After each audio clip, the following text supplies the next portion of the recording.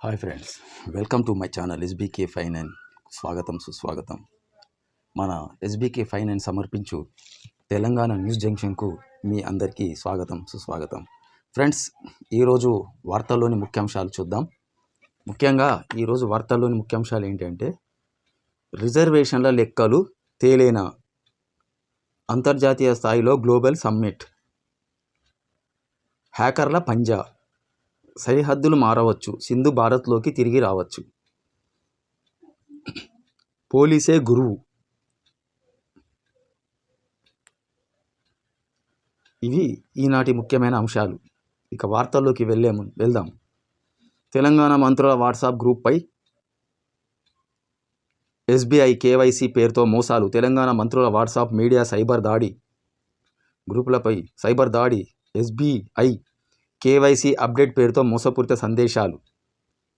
హానికరమైన APK files ద్వారా వ్యక్తిగత వివరాల చోరీ. గుర్తు తెలియని లింక్స్ క్లిక్ చేయొద్దని పోలీసుల హెచ్చరిక. ఫ్రెండ్స్, ముఖ్యంగా ఎస్బీఐ అని కేవైసీ అని అప్డేట్ అని బ్యాంకు అప్డేట్ చేస్తాం మేము అది ఇది అని చెప్పేసి మనకు రకరకాల నంబర్లతోని మనకు మెసేజ్లు అనేటివి వస్తుంటాయి.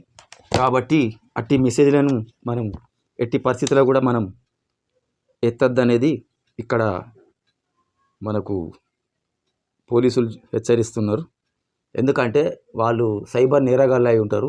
మీ కేవైసీ మేము ఎవరికి చెప్పాము, మేము అది చెప్పాము ఇది చెప్పాము అనుకుంటేనే ఇక్కడ ఎస్బీఐ కేవైసీ పేరుతో మోసాలు చేస్తాను అన్నట్టు. తెలంగాణ మంత్రుల వాట్సాప్ మీడియా గ్రూపులపై కూడా సైబర్ దాడి. ఇది సైబర్ నేరగాళ్ళ పని అని చెప్పేసి పోలీసు వాళ్ళైతే తెలియజేస్తున్నారు. మరి జాగ్రత్తగా ఉండాల్సినటువంటి పరిస్థితి. సైబర్ నేరాలు రోజు రోజుకు చాలా మితిమీరిపోతున్నాయి కాబట్టి మనం చాలా జాగ్రత్తగా ఉండాల్సినటువంటి పరిస్థితి ఫ్రెండ్స్. ఇకపోతే సరిహద్దులు మారవచ్చు, సింధు భారత్లోకి తిరిగి రావచ్చు.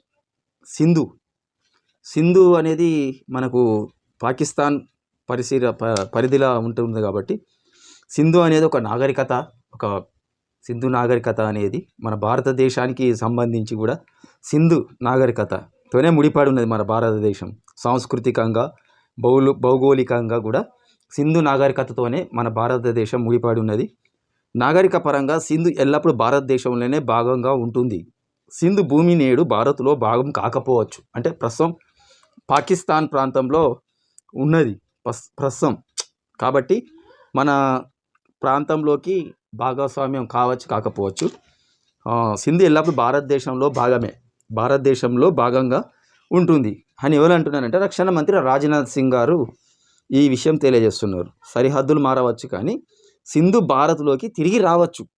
మళ్ళీ సింధు అనేది మళ్ళీ తిరిగి భారతదేశంలోకి మన భారత్లోకి రావచ్చు అని చెప్పేసి మనకు ఈ రాజ్నాథ్ సింగ్, రక్షణ శాఖ మంత్రి రాజ్నాథ్ సింగ్ గారు తెలియజేస్తున్నారు. ఇకపోతే అంతర్జాతీయ స్థాయిలో గ్లోబల్ సమ్మిట్. ఫ్రెండ్స్, అంతర్జాతీయ స్థాయిలో గ్లోబల్ సమ్మిట్. రంగారెడ్డి జిల్లా కందుకూరు మండలంలో సీఎం పర్యటన. ఫ్యూచర్ సిటీలో జరిగే గ్లోబల్ సమ్మిట్కు ఏర్పాట్ల పరిశీలన. డిసెంబర్ 8-9 తేదీల్లో తెలంగాణ రైజింగ్ గ్లోబల్ సమ్మిట్ ఏర్పాట్లను పరిశీలించిన సీఎం. పాసులు లేకపోతే నో ఎంట్రీ.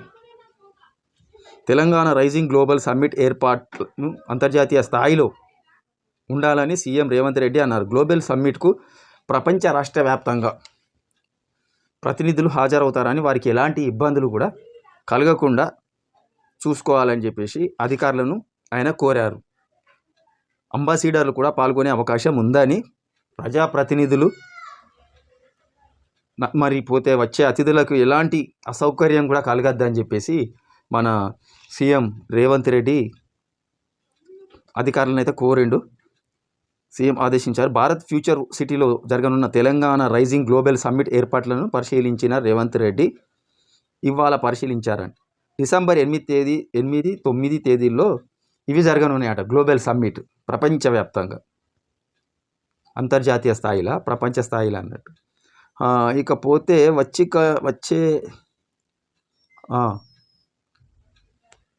పోలీసే గురువు. ఫ్రెండ్స్, పోలీసే గురువు అట. మరి ఎవల గురువు ఏంటిదో చూద్దాము, ఆ న్యూస్ కూడా చూద్దాము. ఇక్కడ ఏటీఎం వ్యాన్ నుంచి వెళ్ళి రూపాయలు 7.11 కోట్ల లూటీ.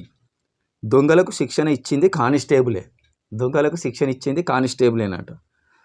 బెంగళూరు ఏటీఎం వ్యాన్ దోపిడీ ఘటనలో కానిస్టేబుల్ సూత్రధారి. దొంగల ముఠా ఏర్పాటు చేసి 15 రోజుల పాటు 15 రోజుల పాటు శిక్షణ ఇచ్చిండట. ఏది ఈ దొంగల మూటకు శిక్షణ ట్రైనింగ్, దొంగలకు ట్రైనింగ్ ఇచ్చింది మన పోలీస్ కానిస్టేబులేనట. దొంగల ముఠాను తయారు చేసి దొంగలకు శిక్షణ ఇచ్చి కానిస్టేబులే శిక్షణ ఇచ్చి బెంగళూరు ఏటీఎం వ్యాన్ నుంచి వ్యాన్ దోపిడీ ఘటనలో కానిస్టేబులే సూత్రధారి. దొంగల ముఠ ఏర్పాటు చేసి 15 రోజుల పాటు శిక్షణ. ఇకపోతే 72 గంటలలో ఛేదించిన పోలీసులు. ఏది ఈ కేసును 72 గంటల లోపలనే ఛేదించినటువంటి పోలీసులు. ఇక్కడ ఇంకొక వార్త కూడా ఉన్నది మనకు. వచ్చే ఎన్నికల్లో డిఎంకే చిత్తుగా ఓడిపోవడం ఖాయం. ఎవరు అంటున్నారంటే ఇది డిఎంకే రాడికల్స్కు అడ్డగా మారిపోయింది. ఆ పార్టీ ప్రజలను విడదీసే రాజకీయాలు చేస్తోంది. ఇది విజయ్. వారసత్వ రాజకీయాలతో పాటు దోపిడీ భావజాలం డిఎంకే స్వభావం. టీవీకే పార్టీ సమానత్వం కోసం స్పష్టమైన విధానాలను ముందుకు తీసుకెళ్తోంది. టీవీకే పార్టీ అధినేత నటుడు విజయ్, హీరో విజయ్ అన్నట్టు వచ్చే ఎన్నికలల్లో డిఎంకే చిత్తుగా ఓడిపోతుంది అని చెప్పేసి టీవీకే పార్టీ అధినేత హీరో అయినటువంటి విజయ్ అంటున్నాడు. ఇకపోతే వార్తలు ముగించే ముందు ఫ్రెండ్స్ ఒక్కసారి వాతావరణం చూద్దాము. బంగాళాఖాతంలో సెన్యార్ మళ్ళొక తుఫాన్ మనల్ని తాకడానికి అతి త్వరలో దగ్గరలోనే ఉంది మనకు. కాబట్టి ఫ్రెండ్స్ అతి త్వరలో రానున్నటువంటి సెన్యార్ తుఫాన్ మనకు అతి సమీపంలో ఉంది. ముంచుకొస్తున్న తుఫాను ముప్పు. బంగాళాఖాతంలో బలపడుతున్న అల్పపీడనం రాగల కొన్ని రోజుల్లో తుఫాన్గా మారే అవకాశం.